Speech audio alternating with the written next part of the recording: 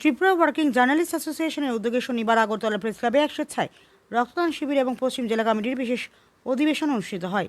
অনুষ্ঠানের প্রধান অতিথি হিসেবে উপস্থিত ছিলেন ত্রিপুরার মুখ্যমন্ত্রী ডক্টর মানিক সাহা। এছাড়াও উপস্থিত ছিলেন রাজ্যের মন্ত্রী সুশান্ত চৌধুরী, সান্ধান পত্রিকার সম্পাদক সুবল কুমার দে এবং ত্রিপুরা ওয়ার্কিং জার্নালিস্ট অ্যাসোসিয়েশনের পদাধিকারী, সাংবাদিক ও বিশিষ্ট অতিথিবৃন্দ। অনুষ্ঠানে রক্তদাতাদের উৎসাহিত করার পাশাপাশি সমাজসেবামূলক কর্মকাণ্ডে সাংবাদিকদের ভূমিকার প্রশংসা করা হয়। একই সঙ্গে পশ্চিম জেলা কমিটির বিশেষ অধিবেশনে সংগঠনের বিভিন্ন সাংগঠনিক বিষয় নিয়ে আলোচনা করা হয়। আগরতলার প্রতিনিধির রিপোর্ট, প্রতিদিন ত্রিপুরা।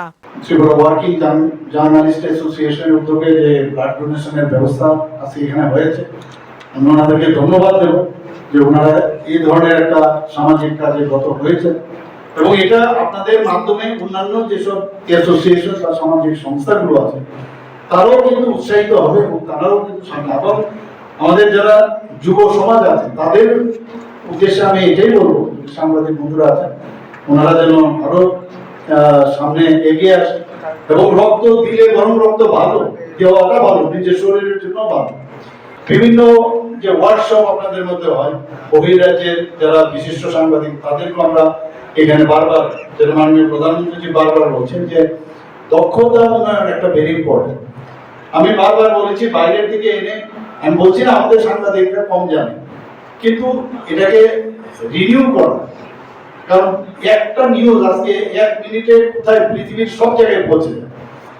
যেহেতু এরকম একটা সিচুয়েশন দাঁড়িয়েছে, আধুনিকতা যে ছোঁয়া এবং যে প্রযুক্তি এখন পৌঁছে গেছে সেটাকে মাথায় রেখে যদি বাইরের থেকে যারা আরো বেশি জানে, আরো এক্সপোজার আছে তাদেরকে আমরা ব্যবস্থা করেছি। আপনারা নিশ্চয়ই আপনার ফটোগ্রাফার সাংবাদিক যারা আছেন তাদের এখানে কিন্তু আমরা তাদের ওয়ার্কশপ আমরা করেছি। আজকে আমি অত্যন্ত খুশি যে আপনারা এর পাশাপাশি আপনারা দাবি দাওয়া রেখেছেন, এগুলো তো ঠিক আছে, কিন্তু আমি চাই যে সবকটা স্ক্রিনিং করে আপনারা এই জিনিসগুলো আমরা চাই। এর মধ্যে সরকার 100% যদি আপনারা দেন, এর মধ্যে হয়তো 90% আপনাদের কাজটা করবে। 100% হবে না, কোনোদিন হয় না, 90% করবে, কিন্তু আপনারা নিজেরা টিউশন দিন। কেউ এমন যেন না হয় যে একজন এই সরকারকে খালি চালায়, এটা যেন না। আমরা এটা চাই একজন এই সরকারকে চালাক।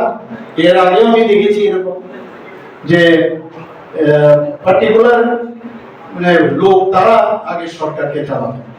আমরা চাই যে সবার মতটা যেন আমরা নিতে পারি, সেই ব্যবস্থাটা করলে খুব ইজি হয় আমাদের।